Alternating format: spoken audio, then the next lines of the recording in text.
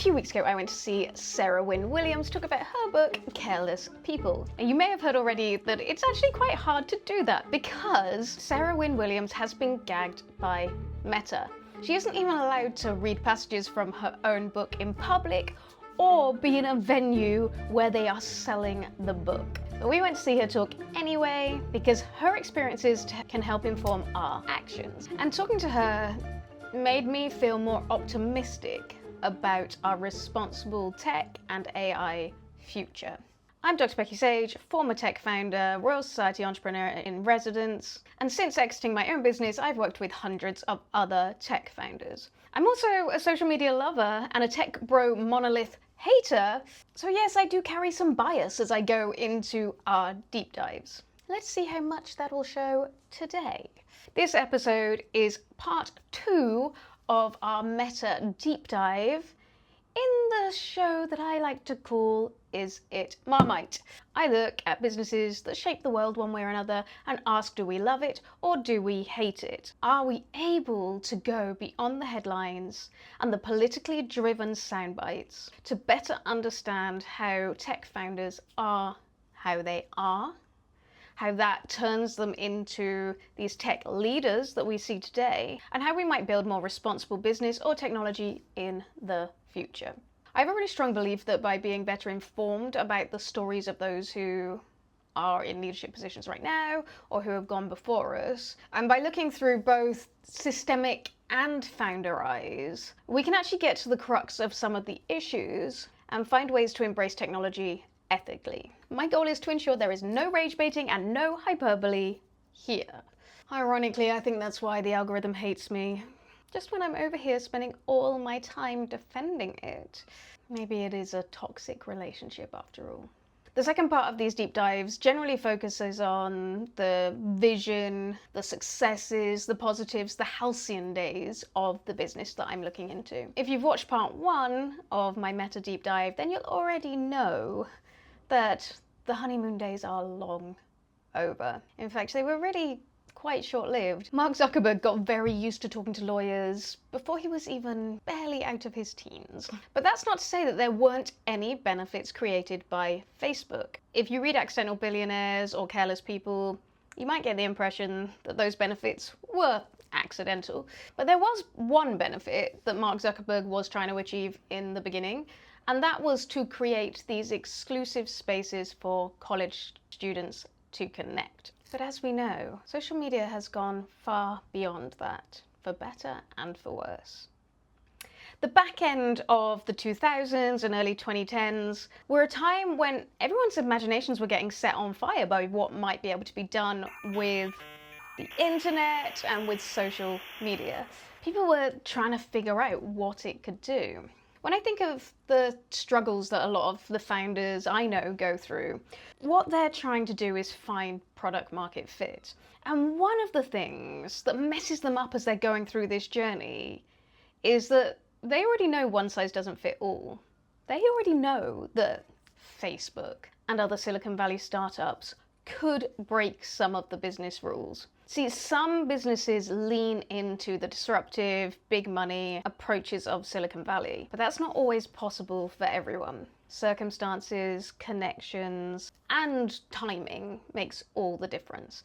In part 3, we're going to go into more of the actual business strategies, the technology strategies that enabled Facebook to grow, and look at what successes and failures have come from a business perspective.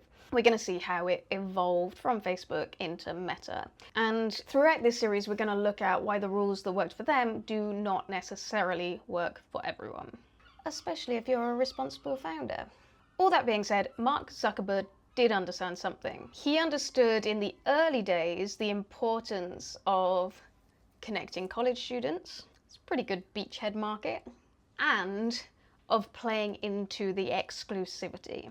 But he didn't see everything that was to come, including wide-ranging benefits of a community-driven platform. And for all of you who are worrying that we're only here to love on social media today, don't worry, the science and the scenarios behind the backlash will also be coming today and later in this series.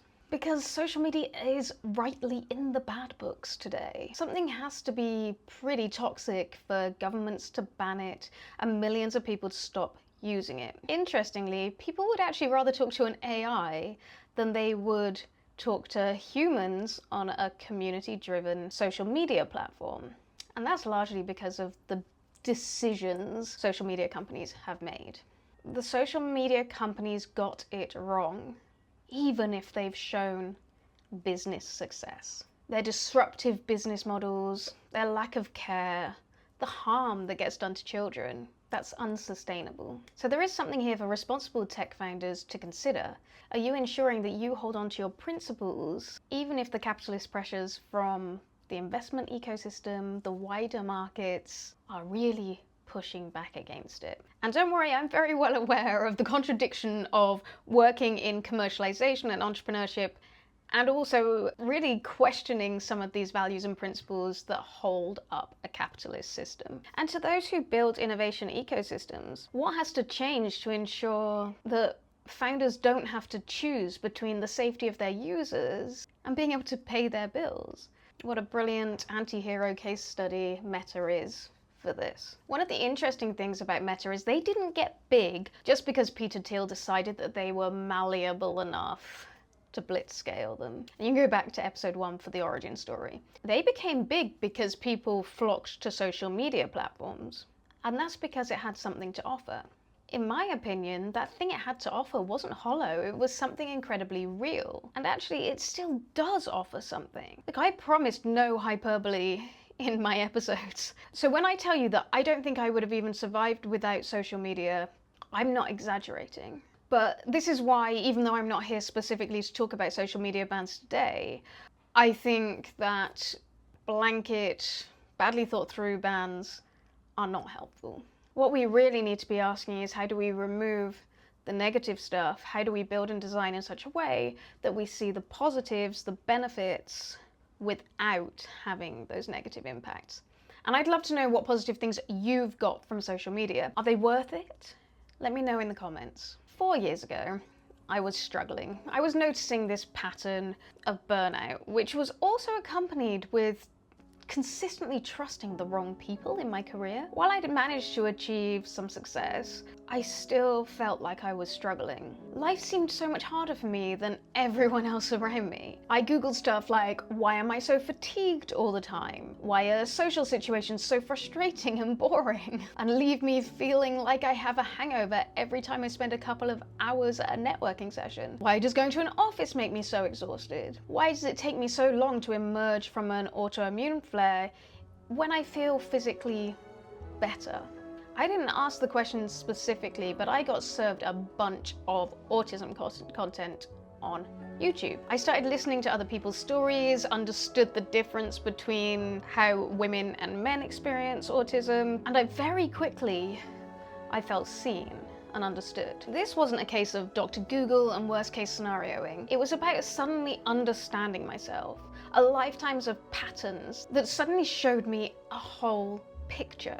I was able to then realign my life in a way that works for me. And the diagnosis actually gave me an ability to trust myself. After that, it took about a year to get my official diagnosis, and if you want to hear more about that, then I have got more on my channel, Spoonie Squared. But this isn't my only positive social media story, and of course this is about Meta today, so we probably shouldn't be talking about YouTube successes. So keep watching and I'll tell you more about how Meta has continued to improve my life and how it improves the lives of others, according to stories and science. Because these potential benefits were what encouraged a smart, young, ambitious woman, Sarah Wynn-Williams, to pursue a job at Facebook in 2010. She wanted to make a difference, and she had a political background. Now, of course, I will let you read her book to find out more about that, including the shark attack and some other aspects of her history.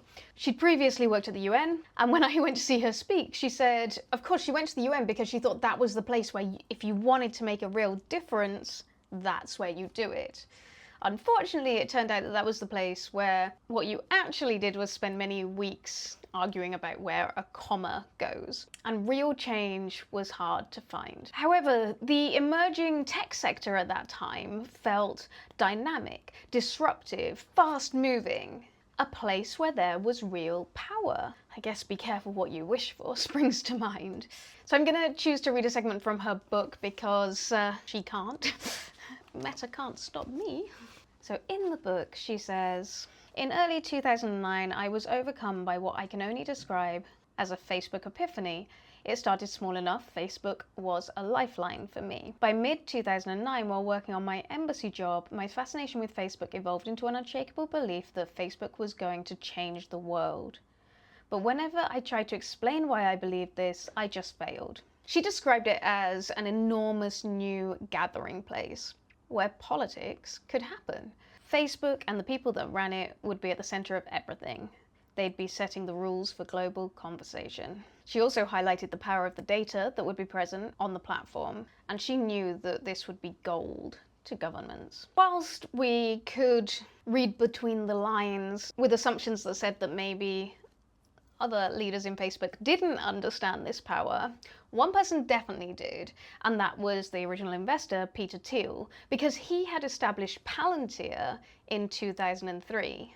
He knew the power of data. And the funny thing is, according to her book, Sarah Wynn-Williams had to pitch the power of Facebook to the team. In particular, the vision for the connections and the communities that it could build.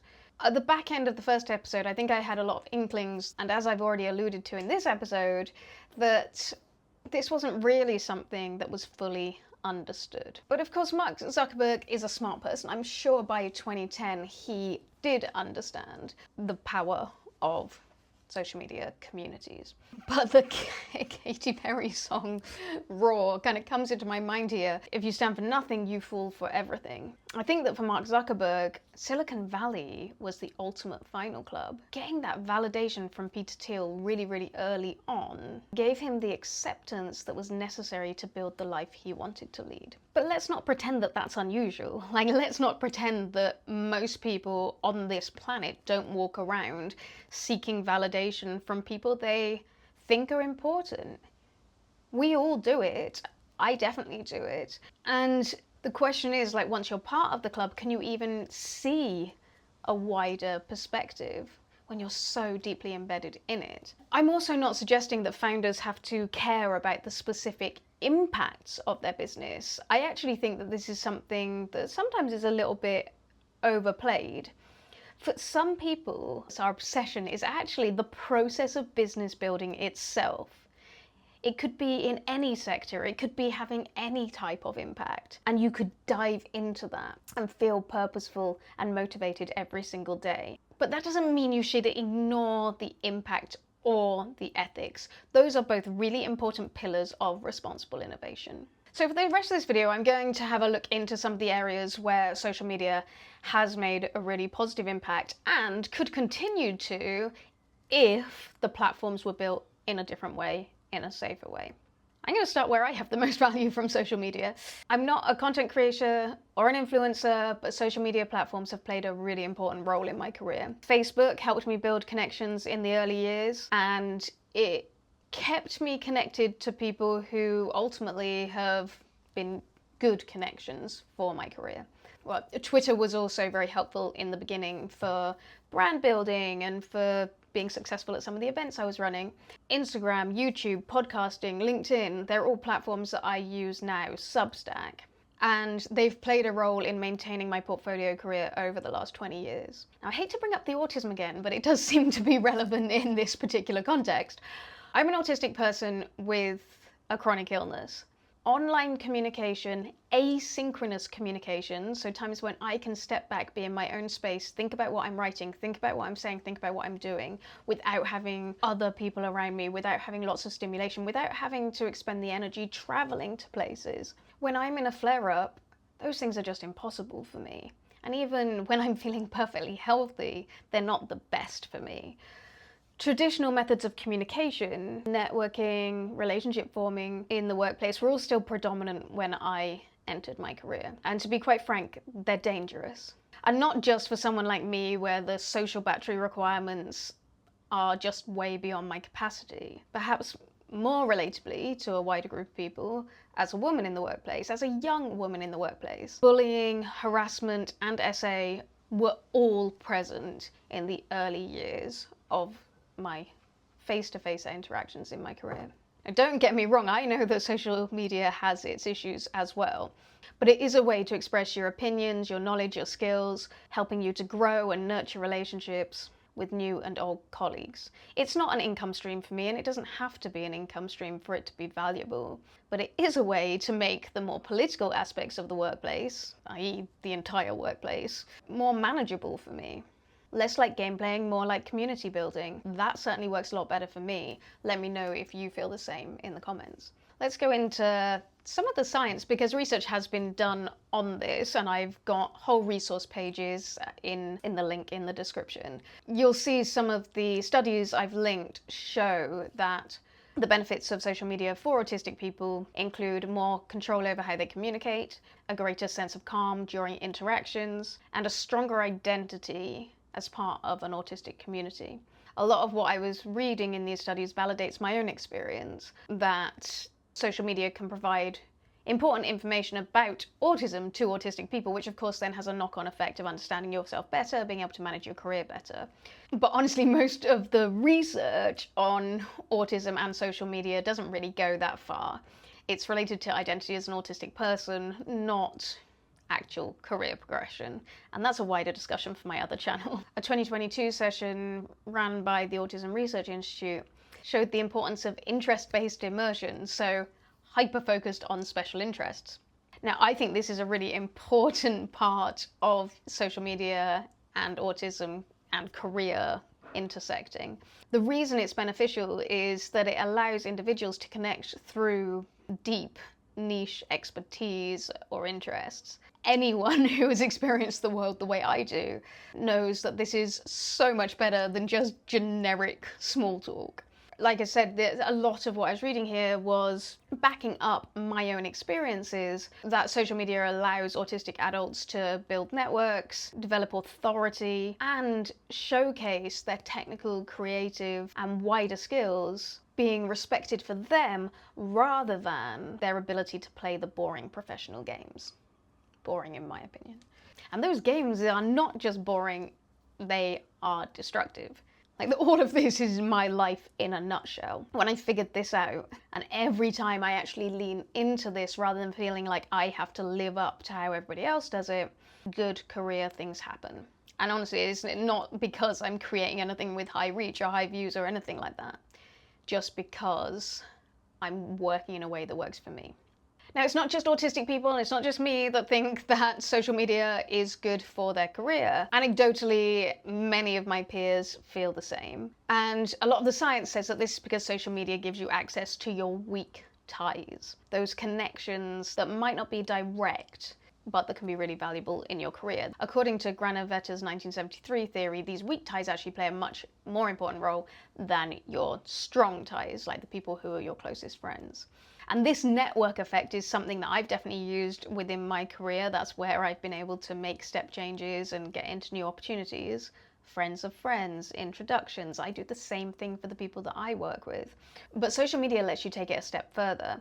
You don't only interact with your weak ties because somebody, and build trust with them because somebody is introducing you.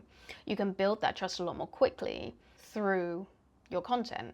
As a bonus, you're also showing up in their minds semi-regularly. So you don't have to go out and about all the time. You don't have to have more coffees than there's space in the diary for, and go to more events than you have bandwidth for. People remember you because you're connected online. Now, I know some people really hate this. And honestly, I sometimes feel like a bad person because for me, this is the way that works best. But I think I've become to realize that the more in-person activity rhetoric is clearly an ableist rhetoric. And I know there's value to it sometimes, and I do, at the most important times, at the most valuable times, go and do things in person, but I allow the social media to act as the fabric that holds that up.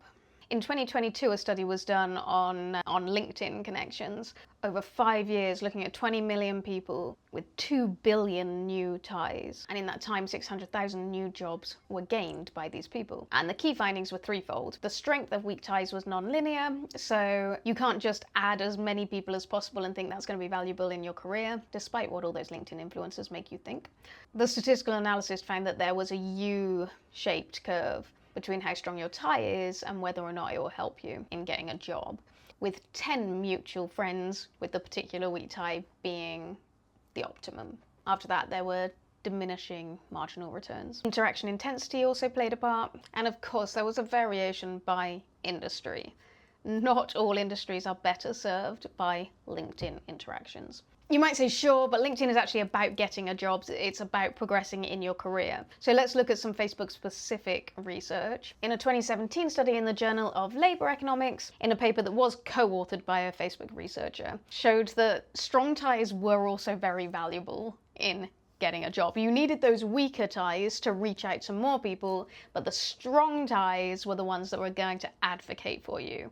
This is what I call the Nepo baby effect. The strong tie introduces you to the weak tie, it opens the door, maybe you still have to prove yourself, but you got through that door in the first place. Now, there are plenty of other things that social media is helpful for in a career: continuous learning, dynamic online CVs, research and market intelligence, and of course all of these things are very useful for founders as well. And with some of the current trends, which are around the expert content creator, where people with specific expertise, working in specific sectors, with specific access to knowledge, people, experience, are the ones who are bringing some kind of advocacy, opinion, education to social media. It's about bringing credibility into what it is you say and do, and hopefully about doing what I've been advocating for, which is to remove some of the polarity and find the nuance, find the depth. It's an autistic person's heaven. Now, I don't think Facebook is the place where this is happening, but if we're talking about meta products, then this is something that's happening on Instagram. It's also happening on WhatsApp, not in terms of sharing content, but in building expert networks. So Meta are part of this wave. And you know, if I was building a new social media platform, these are the types of things I would be taking into a consideration. Some people might say Substack is already nailing it. Some people might be me. Although, even though Substack might be nailing it, I'm definitely not nailing my Substack yet. Let's talk about the power of social media for advocacy and education on important topics. After the social media ban in the UK was announced, a friend of mine spoke to their teenage daughter, and she was really despondent about it because she said, where am I going to get my education from now? Regardless of how good a job a school does, they can't cover everything. Some of the most personal and impactful areas of education are well served online. Now, I know that that can sound incredibly worrying because if they go down the wrong rabbit hole, circumstances can be dire. That's why I do believe there's such a thing as moderation on platforms, investing in moderation on platforms, and we'll talk about that more in the controversies episode of this series. And the reason this topic is so important for me is because when I say that online advocates and educators saved my life, I don't think I'm exaggerating. From those autistic adults who told their stories, which helped me to see myself and be able to manage my life in a sustainable way, to the body positivity advocates that helped me get through my eating disorder, to the mental health conversations that allowed me to better understand my depression and anxiety and to get treatment and management for it. But I didn't get any of this until I was in my 30s. It was a struggle, and I always said I wished that I had this when I was growing up. Like, when I think back to that teenage version of me and just how much I struggled with depression and feeling very isolated by that without understanding how to navigate the world or overcome some of these all-encompassing feelings, having social media would have helped me work through that far more easily and quickly. I also think we have to remember what it was like when there were just single sources of information, either elitist media or trashy media, both of which relied on heavily shaming women in different ways for just being who they are. And I understand the consequences, I understand it's not all good, but this is a hill I'm willing to die on. With the social media ban, I do worry about LGBTQIA youth. I do worry about people struggling with mental health, for those who feel disconnected, different, lonely within their own communities. The Trevor Project actually did a study on LGBTQ young people of colour in online spaces. And actually this study really highlights everything that we're talking about here, the nuance of what we're talking about here. Because what was interesting about this study was that 96% of those young people said that social media had positive impacts on their mental health. At the same time, 88% said it had negative impacts. And it does both to us as individuals. And this is the crux of the whole social media conversation. That same study, though, showed that feeling safe and understood in at least at one online space is associated with lower suicide risk and lower anxiety. Young people also said that they were more likely to find these communities within an online space than they were at school, and many, many more than at home. The reality is, and the thing we cannot ignore, is that real world communities aren't this amazing thing that we make them out to be all the time. It'd be lovely if they were, but they don't offer everything that we need, and social media filled that gap. Now, Meta and other big social media players definitely need to take responsibility in their role of 88% of young people saying that there was a negative impact on their mental health. But if we don't recognise that 96% that had a positive impact, those lower suicide rates, that lower anxiety, those safe online communities, then we're letting young people down. They're still going to search for those online spaces. If we ban social media, then the quality and the monitoring of those communities will be extremely limited and potentially exploitative and controlling if we don't get this ban right. I'd really like to know if you're also feeling conflicted by this ban. It's actually surprised me. When I first heard of it, like, all I was hearing was of people who were, very excited about this, and I understand that. Parents do not want to see their children in places where there's risk of harm. But as I've spoken to more people, including those who do research in this space, they agree with me that we need a lot more nuance in how we approach this. And isn't this conversation even a great example? Isn't it great to be able to speak freely online and to put out both sides of that argument, to recognize the contradictions and to find other people who think that way too, hopefully with an intent to move forward and make positive changes. For me, just the process of creating is also a really important part of challenging, crystallizing, and expressing my own views. And I've learned so much from social media advocates online. Tarana Burke's movement, #MeToo, is probably one of the strongest examples of social media advocacy alongside Black Lives Matter. And a research study into Me Too showed that it didn't only get more people talking about this, which of course has its own knock-on effect, but it also increased the number of people reporting crimes of this nature to the police. And in the US, it increased arrests. Those effects were also shown to be similar across different socioeconomic and racial groups. Now, of course, it still gets complicated because all of this does. I know there was a Me Too backlash.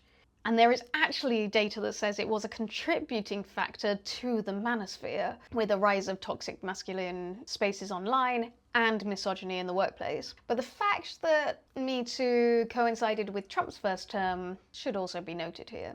Now, that is a big, scary problem, that by creating advocacy online, we actually get these backlashes, but it's something we see time and time again.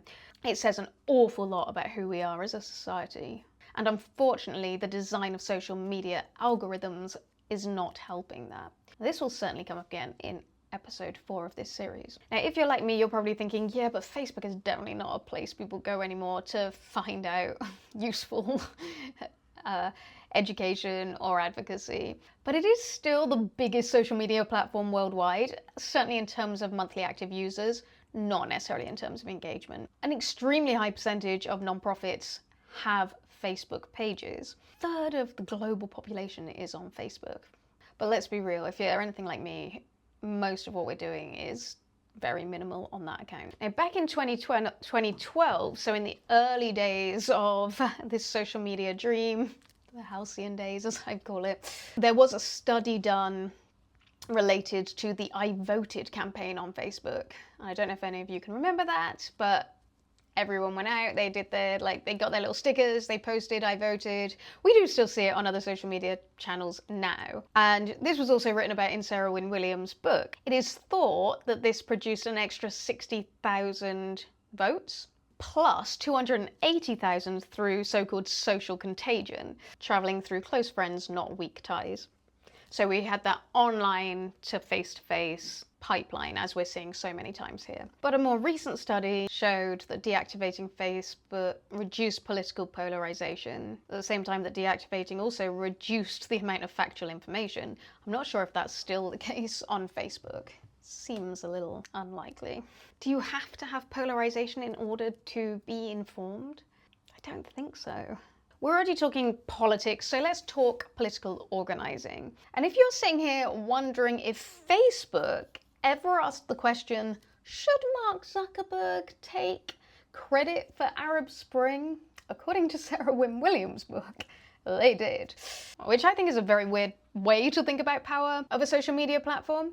But the reality was Facebook did play a role in Arab Spring. Now, I discussed this in the Twitter series that I did as well. So having spoken about it previously, I want to kind of different story and expand my thinking on this. In June 2010, Wael Ghonim anonymously created a Facebook page called We Are All Khaled Said after seeing photos of him beaten to death by Egyptian police. This was instrumental in organising protests, and that started the domino effect of liberation across the North African Arab states. When Ghonim was asked by a presenter whether he was giving credit to Facebook for what seemed like a massive political victory, he said, yeah, for sure, I want to meet Mark Zuckerberg one day and thank him. Now, these protests led to the resignation of the Egyptian president Mubarak, and a peer-reviewed journal has found that people found out about the protests through Facebook, and controlling for other factors, social media use greatly increased the odds of people attending day one of the protests. Half of the people surveyed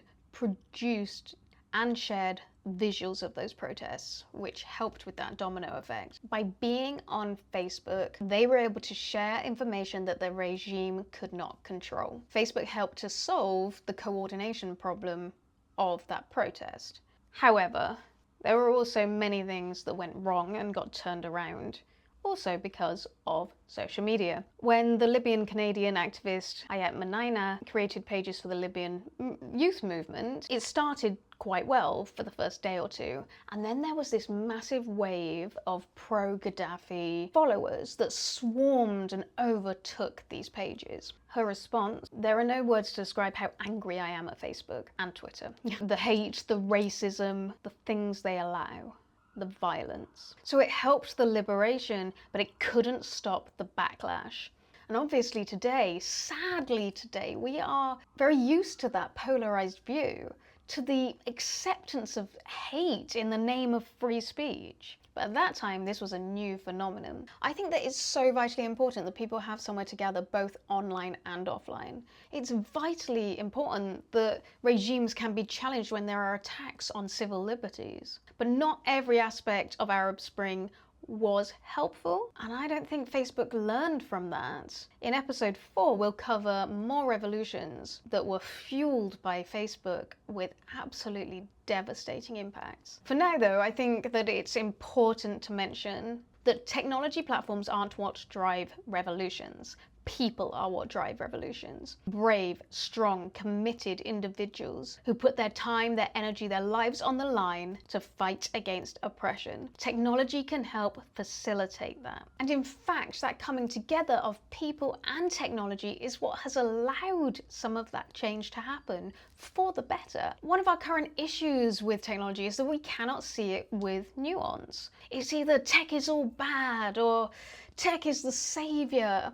And it's often driven by those who are set to gain power or money from such sentiments. And I think one of the reasons for this is that we as humans see ourselves as separate from technology. If you want a great argument for why this isn't the case, you need to read What If We Got AI Right? Social media for enabling people is clearly a symbiosis of the beliefs of the individuals, their passion, their power, their energy, their time, and what the technology allows them to do. There are definitely positive outcomes for this if the technical, social, and political systems are built well enough to deal with it. Whale Gonim perhaps said it best when, after the revolutions, in a TED talk, he said, I once said, if you want to liberate a society, all you need is the internet. I was wrong. Today, I believe if we want to liberate society, first we need to liberate the internet. I guess we're all still figuring out how to do that. That's why I show up here now. But we don't do it by completely removing ourselves from the tools that can help us to make a change. I guess the fun, or world-changing, most challenging question on the planet right now would be the internet, or the technocracy, is indeed the thing we need to be liberated from. So how do we create technology that allows ourselves to be liberated from the current overlords? Not the technology, but the broligarchy. So in answer to the original question, the one that Facebook was pondering about whether or not to take credit, no, Mark, you should not get credit for other people's fight. You should, however, take responsibility for careless approaches leading to devastating consequences. See, you were asking the wrong question. Let's move this to a slightly lighter, day-to-day kind of note. Earlier this year, my cousin visited from Canada. We explored the beautiful city of Bath, we ate in restaurants that I don't normally go to, we bathed in spa waters and discussed family, politics, religion, chronic illness, and we connected in real life in a valuable way. I cherish those conversations, and we have Meta to thank for it. In the early days of Facebook, my mum connected with her Canadian cousins, people she hadn't seen for 40 years. This resulted in my granddad actually going to visit his brother in Canada, somebody he also hadn't seen for many decades, both of them in their 90s, and they got to spend some time together. If they'd have done that a year later, he would have been dead. It would never have happened. And Facebook enabled that.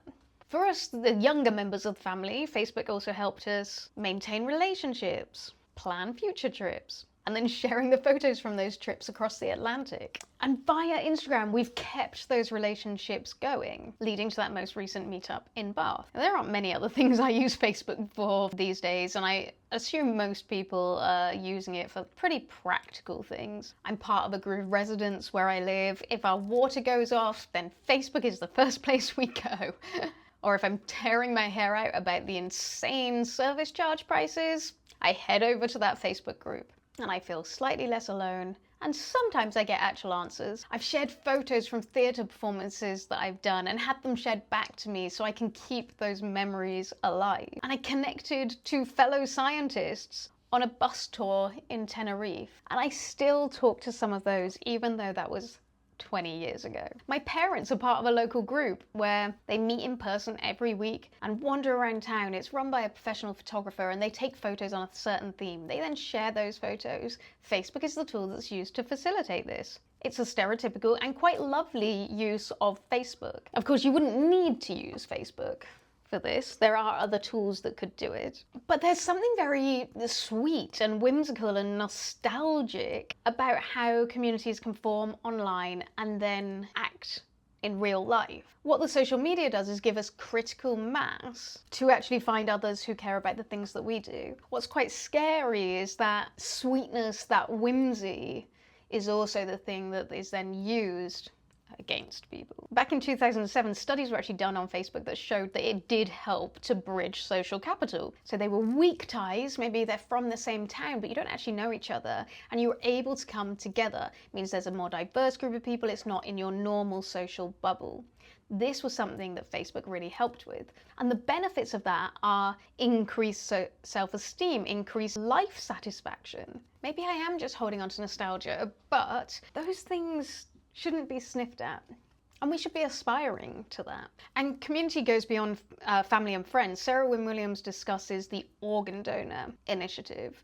And again, this is also documented in research papers that are linked below. On the 1st of May 2012, Facebook allowed users to add an organ donor sticker onto their profile. On day one, nearly 60,000 people updated their profile. In just one day, there was a 20-fold increase in organ donors. People already knew that this existed, they already knew it was important, but it was people making their decision public that then drove other people to make that decision as well. There are also support groups for rare pediatric diseases. For a parent whose child has a disease and there's only 40 people in the whole world that suffer from that, the other 39 people in that group become incredibly valuable.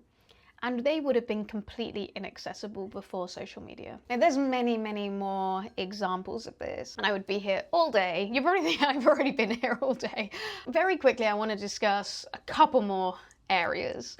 First of all, there is the idea of the democratization of the media. As I've already expressed, previously you could only get your information from specific places. Now, of course, there's something about journalistic integrity, which is a good thing. But I'm not sure journalistic integrity really existed anyway. We had the same issues in the media then, old media, as we now do with new media. And so that democratization is a really beautiful idea. But of course, so many of those free speech platforms have turned into cesspools of hate. So well done us. Aren't we so wonderful as humans?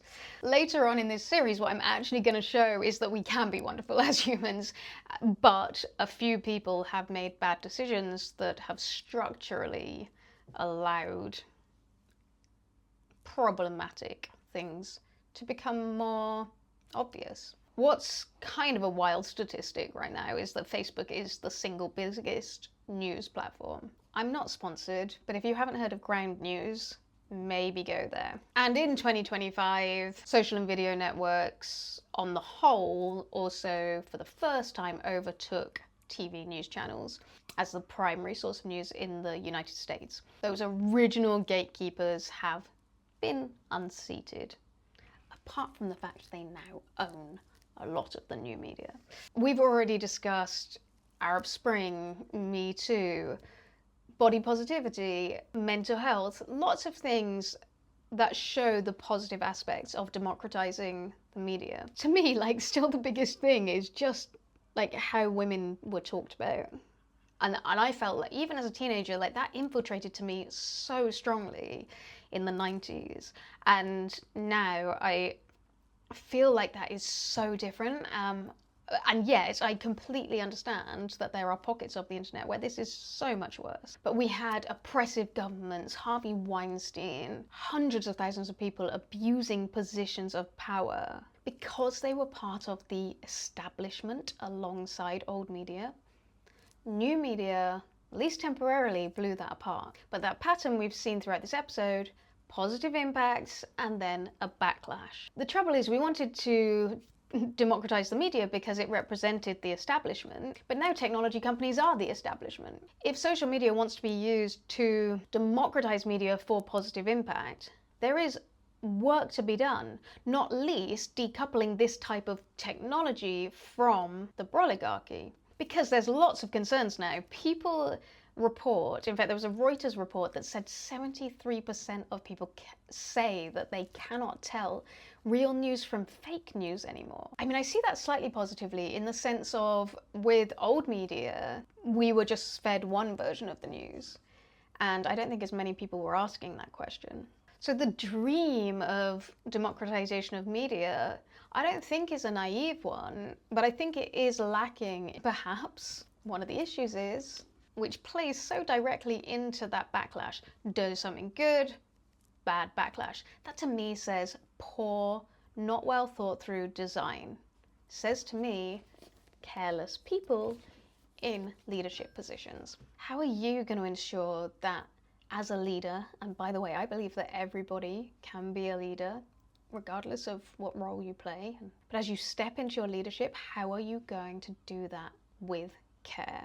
So we've made it to my final point that I want to discuss around social media, which is personal expression. There is so much focus on the consumer end of social media, and the creation side of it seems to get forgotten. The role of social media isn't just to look at other people's highlight reels and compare yourself to it. It's to give you a platform to connect to like-minded people, and perhaps to hear wider perspectives than those that you're exposed to in everyday life. I actually think like one of the issues here is that we conflate posting and putting yourself out there with kind of narcissism or showing off. It's definitely something that I've experienced when I post, when I'm putting things out there, is that other people think that this is about centering yourself, when actually it's not. It's about a form of expression. It's about exploring the world. For me, that's about being human and allowing me to connect to other humans. And actually, if you don't have to post on social media, if your life, your circumstances, your world don't